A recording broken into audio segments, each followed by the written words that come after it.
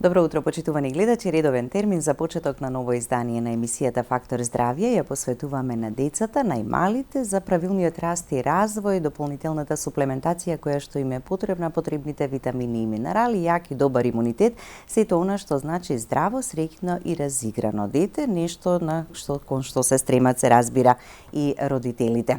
На оваа тема утрово разговараме со магистер доктор Елена Манолева Николовска, специјалист педијатар од Поликлиниката Манолеви. Добро утро, доктор Елена, добре ни дојдовте во Фактор здравје. Зборуваме за една многу убава тема која што ќе биде добре дојдена како информација до сите родители, па посебно и за сите оние работи кои што е потребно да ги обезбедат за своите деца, но и многу новитети кои што од година во година можеби се внесуваат како нешто дополнително. Велиме здрав раст и развој уште од самото раѓање на бебето, но не почнува тука се со раѓањето, уште во текот на бременоста на мајката. Добро утро. Да, како и секој пат, нели, детските теми се убави теми. Педиатријата, нели, е многу убав дел од, да кажам, здравствениот сегмент. И денес имаме една убава, така да кажеме, тема, како што рековте, што е тоа што ќе овозможи да имаме едно здраво, разиграно, нели, дете. Да, секако, знаете како не почнува животот на едно дете во моментот на раѓањето. Животот на едно дете започнува уште во утробата на мајката, така да, нели, последните години се прави, да кажам, таа една цело време кампања и цело време едукација на родителите и на идните родители и на сегашните родители или тие кои што се, нели, во тек на бременоста, да се објасни колку е големо значењето на храната и начинот на живење, не само после од кога ќе дојде детето на свет, колку е значено тоа што мајката како наследство ќе му го остави на детето во тие 9 месеци на интраутерин живот, заради тоа што во човечкиот организам постојат 3 најголеми фази на раст и на развој, и точно првата најголема фаза на раст и на развој во кој што покрај генетскиот материјал кој што го стекнува од родителите, фактички представува интраутериниот развој. Втората најголема фаза представува доенечкиот период, до првата година од животот, кога исто така се поставуваат темелите за здрав начин на живење, кои што понатака треба да се негуваат се до адолесцентниот период, кога завршува третата најголема последна фаза на раст и на развој.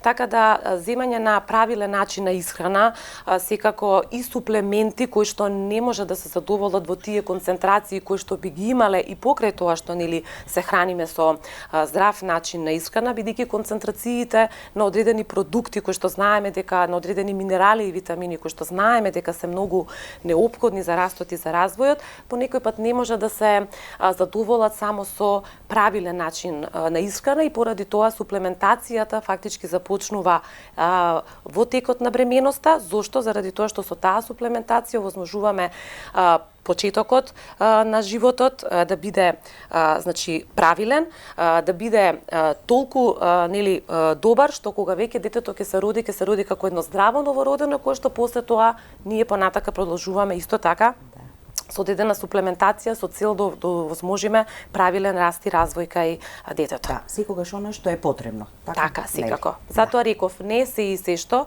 Знаете, ние секој пат, нели, прво велиме дека мора да се оди на здрав начин на исхрана, многу овошје, многу зеленчук, многу супи, течности, да не се внесува, да не се конзумира масна, тешка храна. Остануваат советите дека не сме да се пуши, не сме да се пие алкохол, секако да не правиме муабет за дрога, нели, и други, да речеме, не токсични материи кои што можат да наштетат во интраутериниот развој, но како што кажав, суплементацијата која што се прави во бременоста, особено на омега-3, на D3 од минералите, е многу значена заради тоа што тоа возможува самиот старт во новороденичкиот период, да имаме што помалку проблеми и да имаме добар старт, нели, на животот. Така, сето тоа плодот во текот на бременоста од мајката, нели, преку плаценката си го прима онолку колку што му е доволно. Ќе погледнеме блок реклами, па продолжуваме со разговорот. Останете со нас, следете не до самиот крај и уште еднаш потсетување, јавете се, повелете, поставете прашање за да добиете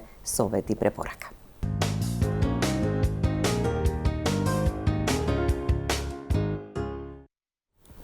Со магистер доктор Елена Манолева Николовска, специјалист педијатар од поликлиниката Манолеви, зборуваме за суплементација во детската возраст, што е она што им е потребно и неопходно, витамините, минералите кои што треба да се внесат за да има добар здрав раст и развој. Доаѓаме сега до моментот на раѓањето на бебето, што во таа прва година е многу важно да знаат и да применуваат родителите. Секогаш е препораката од лекарот, бидејќи кај педијатарот се оди најчесто во таа прва година. Така, точно. Па, нели секако, прво морам да го спомнам доењето како нешто кое што секој пат го препорачуваме како најдобар, нели, да кажам, избор во однос на главната храна која што имаме во доеничкиот период. Можам да заклучам, барем мене ми е драго во регионот каде што работам, навистина мајките сакаат да дојат и тоа е за поздравување. И навистина мора да се секој пат да се оди кон тоа дека мајчиното млеко е незаменливо и дека е најдобриот избор на храна.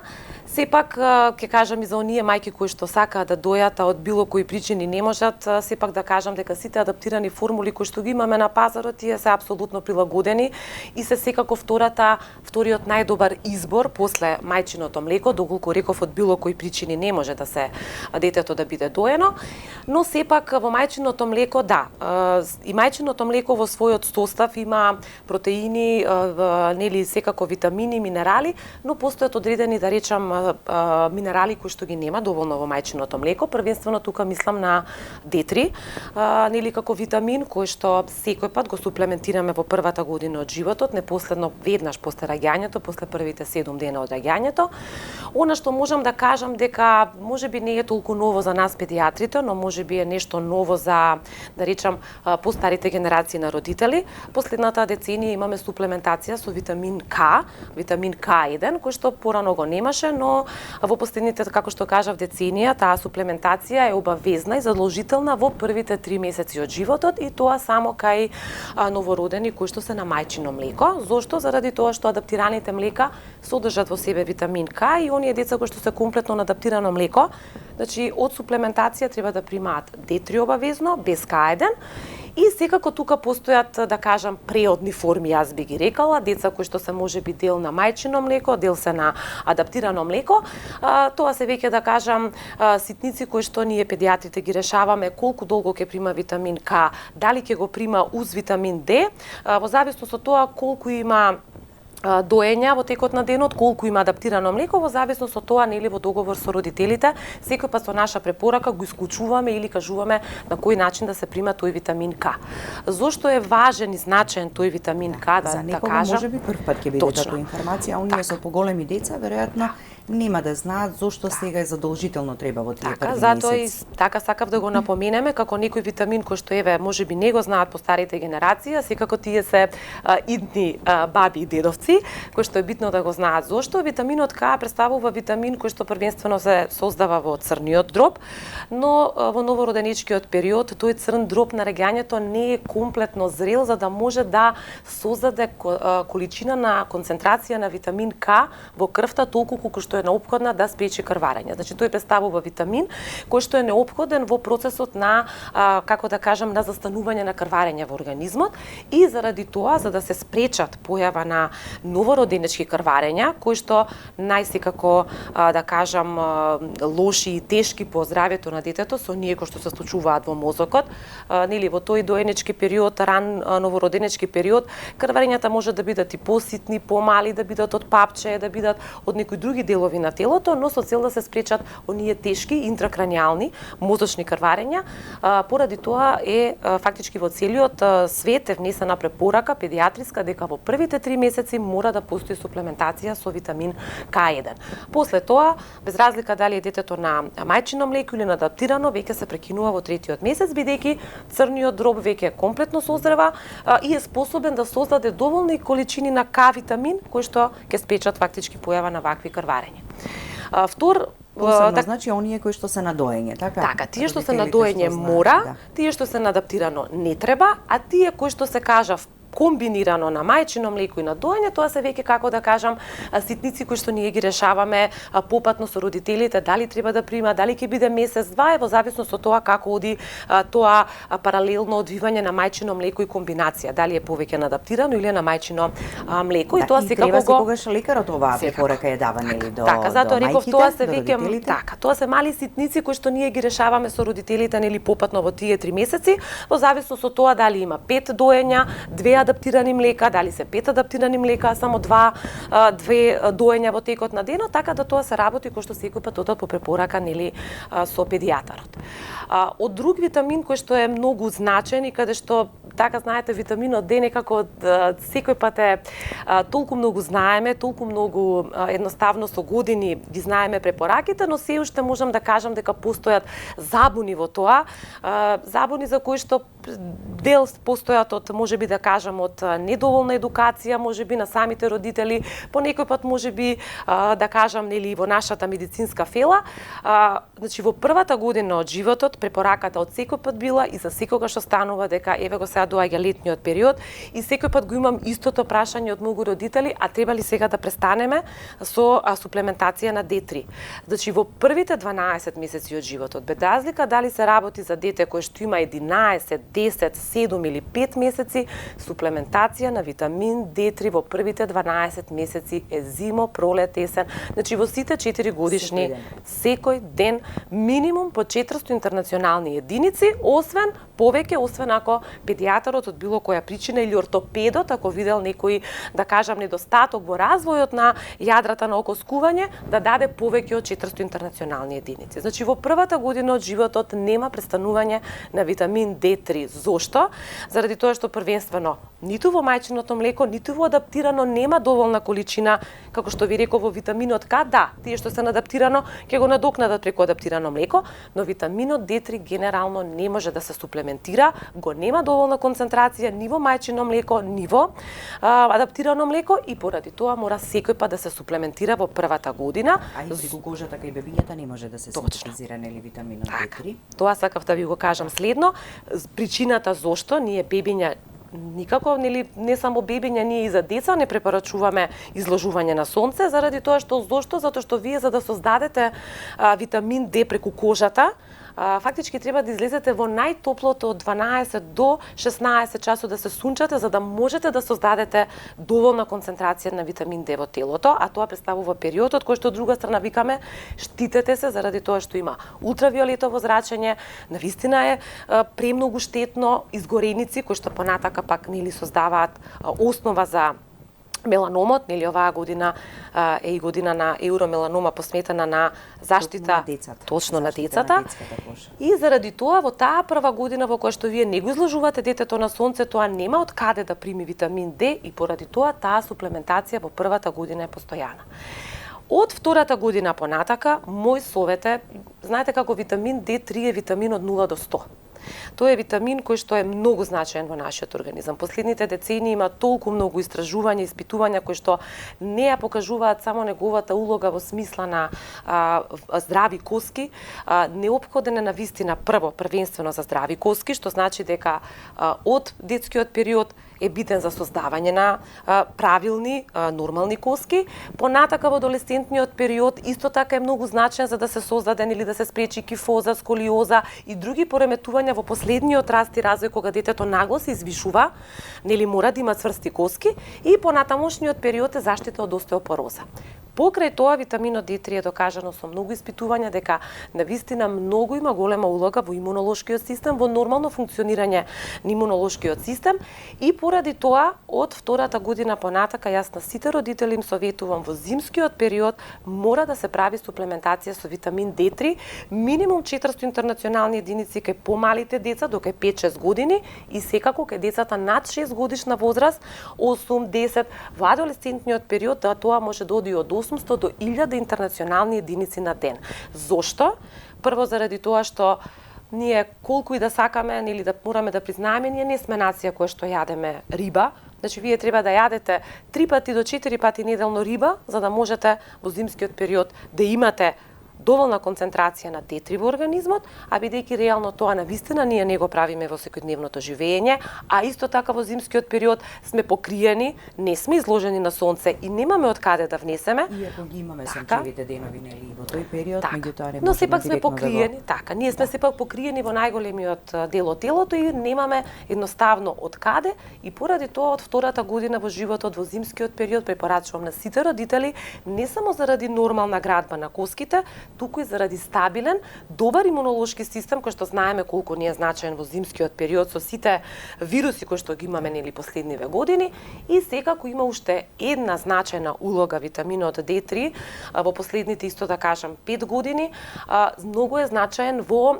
одржување на добар имунолошки систем кој што ќе ја стави под контрола и ги става под контрола атописките и алергиските заболувања.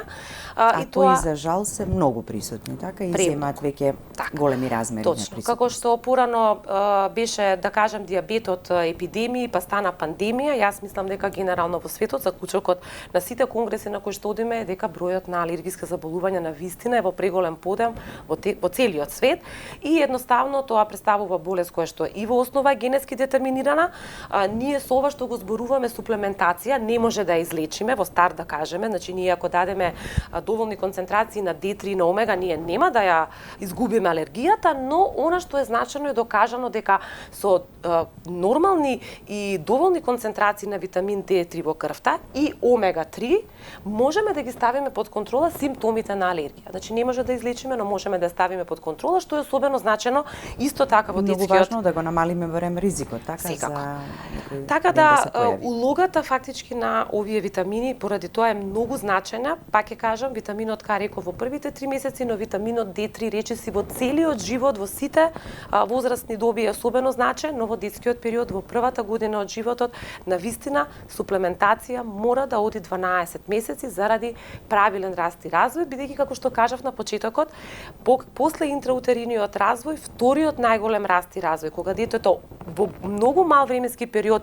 многу брзо расте и се развива, фактички поради тоа суплементираме D3 за да може тие коски да бидат цврсти, јаки и да се овозможи фактички правиме превенција на рахит, а во подоснежниот период превенција на остеопороза. Така, веќе по првата година, за да им е полесно и на родителите, така во месеците со буквата Р, така ни останало од времето од порано, за да знаеме до кога да даваме, кога да направиме мала пауза, па повторно од септември до април, значи континуирано. Така, баш како што кажавте, има едно така како непишано правило меѓу народот, сите месеци кои што имаат Р, тоа би било со почетокот од септември до април, треба да се прима витамин D3, иако ја можам да кажам дека мала модификација правам, бидејќи имаме така, заради тоа што септември се уште е топол месец кај нас, имаме продолжени лета, доколку навистина е топло и нема врнежи, препорачуваме најкасно од 1 октомври веќе да се почне со таа суплементација, која што секако пак ќе кажам, убаво би било да оди по препорака со педијатар, заради тоа што пак кажав,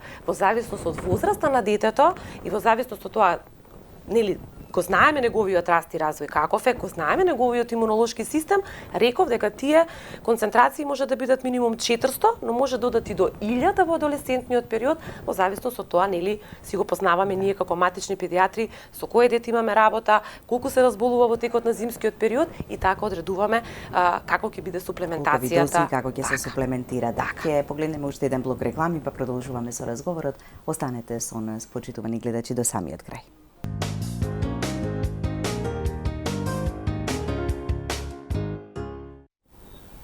Продолжуваме со разговорот во студиото. Доктор Елена, споменавте колку е важен витаминот D3 за возрастните, односно буквално во текот на целиот живот. Возрастните знаат и можат да проверат така колкава е концентрацијата, дали имаат недостаток, дали е доволно или пак вишок. Може да има вишок? Секако. Многу поретко. Многу поретко. Дали кај децата треба да се испитува? И во кои ситуации? Така. Може да се испитува, но јас не сметам дека тоа треба да се прави рутински и да се испитува постојано. Зошто? Заради тоа што еден педијатар кој што го води детето, знаете, ние си имаме клинички знаци кои што ни покажуваат дали тоа дете потенцијално има некој недостаток на витамин D3. Всушност, самите прегледи кои што ги прават и сите тие прегледи кои што ги правиме во текот на првата година се доста, речиси ние секој месец се гледаме со родителите.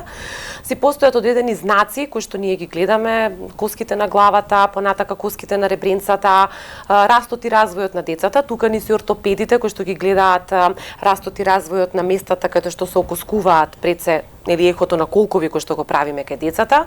Фактички го гледаме јадрото на окоскување на коските. Во комбинација со тие, да кажеме, прегледи, големината, ширината на фонтанелата, начинот на кој што се затвара, мекоста на коските на главата, постојат параметри кои што може да ни укажат дека постои потенцијален недостаток на витамин D3 и во такви случаи нели даваме или зголемена суплементација или доколку е поголемо дете се трудиме нели и може да се направат испитувања на концентрација на D3. Зошто е тоа битно? Пак ќе кажам, тоа не треба да се прави рутински заради тоа што сепак се тоа анализи кои што се земаат венски од венска крв, кои што сепак представуваат едно вид оптеретување непотребно за самото бебе, а после тоа нели и за другите. Така да може да се испита D3, но само по препорака на педијатар. И зошто е битен да се испита? Заради тоа што во зависност од тие концентрации, понатака дозите кои што би ги давале за третман, да речеме, колку треба да се суплементира. Дозите се многу поголеми од овие што ги кажуваме 400 интернационални единици. Дозите за лекување одат од 2500 па се до 5000 интернационални единици на ден, што се многу големи, огромни концентрации. И таквите концентрации ги даваме во случај кога да кажуваме дека навистина имаме знаци на рахит или навистина имаме недостаток на витамин D3. И во таквите случаи испитуваме пред и после давање на субституциона терапија, бидејќи таа терапија која што ја даваме, не ја даваме долгорочно, многу долготрајно, најчесто се дава во рок од 3 недели, па се прават контроли за да се подигне нивото. Она што ме прашавте дали има вишок, можам да ви кажам дека 90 или можеби не знам и повеќе % од популацијата во целиот свет, бидејќи порано не беше рутински испитувањето на D3, но во последните, да кажам, последната деценија, како се докажа колкава е голема улогата на витаминот D3 врз здравјето на луѓето, како што ви кажав, не само за коските, не само за имунолошкиот систем, значи против алергии, кога се докажа колкава е неговата улога, од кога се почна да се испитува концентрацијата на D3 во крвта, се свати дека најголемиот број од популацијата во светот е фактички субдозирана и дека нема доволни концентрации на витамин D3 во организмот, освен да речеме некои делови од Норвешка и од земите каде што имаат навистина многу риби, каде што се хранат навистина богато секојдневно речиси со риба, освен тие предели од светот, во останатите делови од светот во најголемиот број луѓето се субдозирани, немаат доволни концентрации на витамин D3 и затоа тоа испитување, повторно ќе кажам, мора да биде како параметар, нели, кој што ќе ни укаже. Значено е како параметар заради тоа што ќе ни укаже и за недостаток, но и после давање на терапија, пошто се даваат високи дози, без разлика дали се работи за дете или за возрастен човек, се даваат високи дози кои што секако, доколку одат во многу долг временски период, може да настане и хипервитаминоза D, која што нели понатака може да има своји реперкусии, е ретка состојба, но со самите испитувања, како што рековме лабораториски, целото тоа го држиме под контрола и ние покажува состојбата. Имаме гледач на линија, да го слушнеме прашањето. Добро утро, повелете. Во програма сте, да. Поздрав до сите во студиото. Ви благодариме. Имам едно објаснување, едно прашање до докторката. Докторка, во години особа сум, 68 години, примам диагностицирана уште пред 10 години остеопенија, ама последниве 5 години пијам D3 и К2 за калциум. Така, добро. Таблетки. Ама сега последниве 5 години никако не се доаѓа до термин на Декса да се појди, а последниве година и пол добив, ми се појави деформација на прстите и на нозете. Ваша препорака? Так, во ред, ви благодариме за јавувањето. Препораката е, како што госпоѓата сама кажа, не може да најде термин за DEXA скен, значи препораката е дека мора да се обнови, да се направи дензитометрија, да се направи испитување со кое што фактички ќе се види дали таа остеопенија е останата на остеопенија или е премината во остеопороза и секако мора да се направи во консултација со интерниста, мора да се направи консултација, да се направат повторно концентрации на витамин D, калциум, фосфор, значи сите битни, да кажам, не само витамин D3, тука е многу битен и метаболизмот на калциум и на фосфорот во организмот, така да господјата ќе мора да се јави на интернист, да направи повторно обновување на витамин D3, калциум, фосфор за целиот коскен метаболизам и секако мора да направи DEXA скен повторно, особено ако тој ќе покаже дали е уште на ниво на остеопенија или веќе можеби почнува. Тоа е фактички DEXA скенот ќе покаже колкава е густината на коските, дали е останата на остеопенија, остеопороза и понатака во зависност од тоа покрај суплементација со D3, ако е остеопороза, понатака ќе треба да прима и друга терапија која што е наменета за остеопороза, но тоа ќе мора да го консултира специјалист и да оди на DEXA скен. Така и дополнително исхраната, така посебни намирници кои што помагаат за тие состојби. Добро утро и за следниот гледач. Добро утро. Повелете. Прво поздрав до вас и до гостинката. Благодарам. Јас сега се уклучив во емисијата и ја слушам темата, па сакам едно мало појаснување од докторката. Пред 3 години отприлика правев испитување на витамин D3, не можам да се сетам точно на резултатот, меѓутоа знам дека имаше вишок на витамин D3. Може ли да замолам докторката накратко да појасни што во ваков случај се прави? Јас никакви лоши симптоми, нешто немам. Меѓутоа ете се покажа резултатот дека е нешто повисок од највисоката референтна единица. Да, не е ништо. Ред, ви благодариме. Сега многу ретко се случува да има токсични високи концентрации. Речиси во литературата и да не постојат случаи во кои што има многу, јас колку што имам читано и гледано, значи студии за витаминот D3, многу ретко скори воопшто да нема случаи на токсични интоксикации од витамин D3.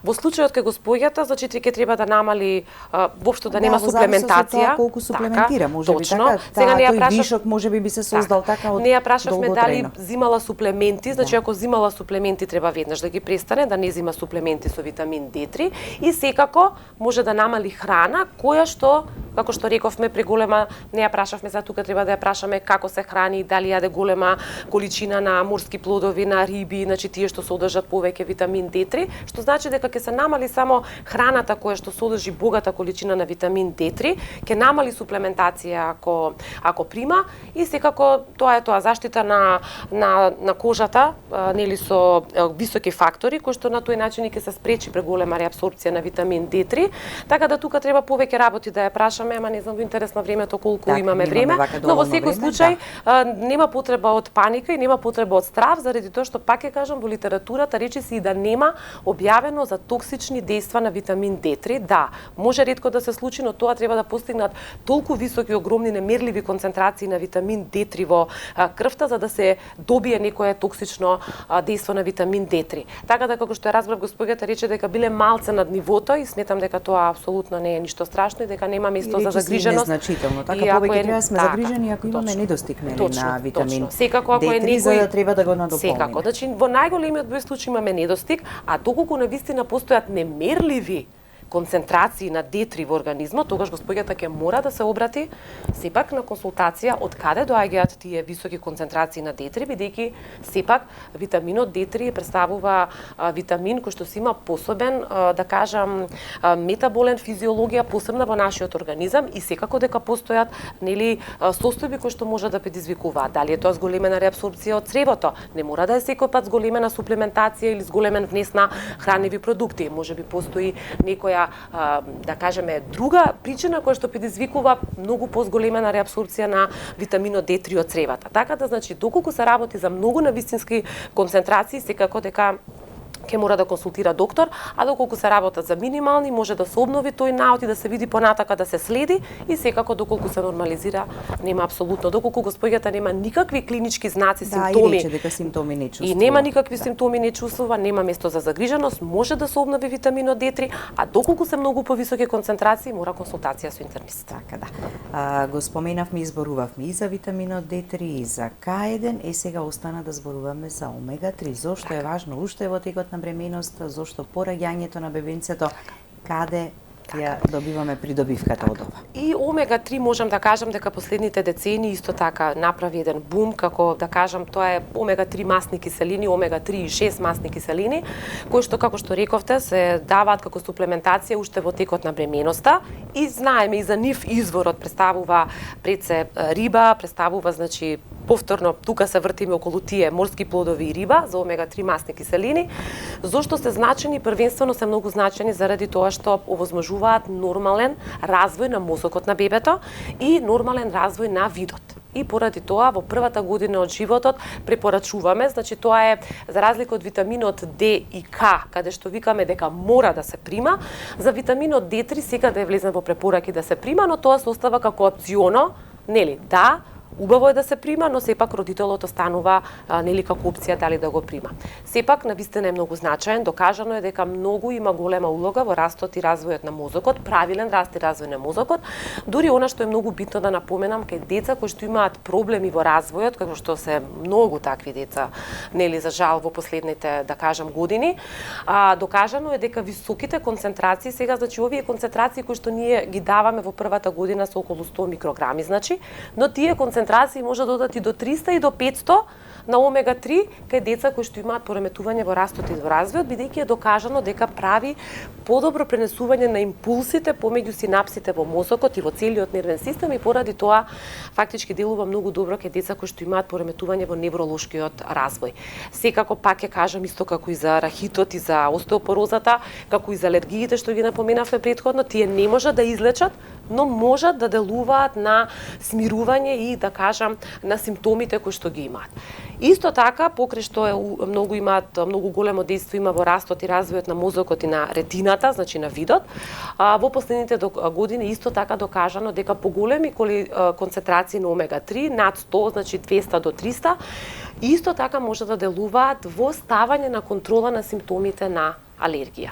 И верувајте, многу битно, бидејќи во годиниве наназад така експанзија. Многу има експанзија. Случаи на алергии во детската возраст. Да, верувајте, во дојничкиот период, речиси, па нема да излажам ако ви кажам дека буквално секое трето до пето дете има некои знаци на атописки дерматит, кој што представува првата основа за понатамошно развивање на некои од болестите од атопискиот марш, алергискиот ринит, астмата и така натака, хоп во подоснежните години, така да навистина има голема експанзија на атопичен дерматит, кој што ви кажав, представува првата болест која што ни покажува дека може некоја таа индивидуа понатака да се бори со алергиски болести и верувајте во праксата реално од кога почнуваме да ги преминуваме овие, да кажам, постојано давање на витамин D3, на омега-3 и пробиотици комбинација, навистина родителите забележуваат дека во најмала рака се намалува свработ, бидејќи она што кај алергиите најмногу ги мачи во дојничкиот период, не само родителите, првенствено бебето, е свработ кој што го предизвикува болеста, така да со овие давање на суплементи, да кажам, D3, омега и пробиотици во текот на првата година, секако и после тоа, фактички се става под контрола и симптомите на алергиските заболувања, нели, и секако, доколку има потреба, не застануваме тука, тие се само суплементи, кои што може да бидат само како дополнителна терапија, доколку има потреба од тописко-кортикостероиди, доколку има потреба од давање на кортикопрепарати локално, значи ние ги даваме, но ова представува само суплементација која што е докажано, поддршка, така ќе ги олесни симптомите, така или пак превентивно нели ќе ни помогне. Тоа е поддршка на имунолошкиот систем кој што возможува справување подобро со болестите. Така. Ви благодарам за гостувањето. Интересна и убава тема и добри информации кои што ги упативме до нашите гледачи. Благодарам многу на поканата. Да. Не успеавме да споменеме за заштитата на детската кожа од штетното сонце, но јас на самиот крај ќе искористам само во 2-3 реченици да ги потсетам нашите гледачи дека денеска е главниот настан на Евромеланома 2025 посветена токму на децата. Мотото е заштитете кожата на децата од штетните UV зраци во градскиот парк на школка од 15 часот до 20 часот. Ќе имате можност да одите возрастните да си ја прегледаат кожата, бенките или сомнителните промени, а да слушнете информација и едукација како да ја штитите кожата на вашите деца. Многу игра, забава, се на едно место. Ве покануваме да дојдете денеска. Ви благодарам за вниманието и имајте убав и пријатен ден.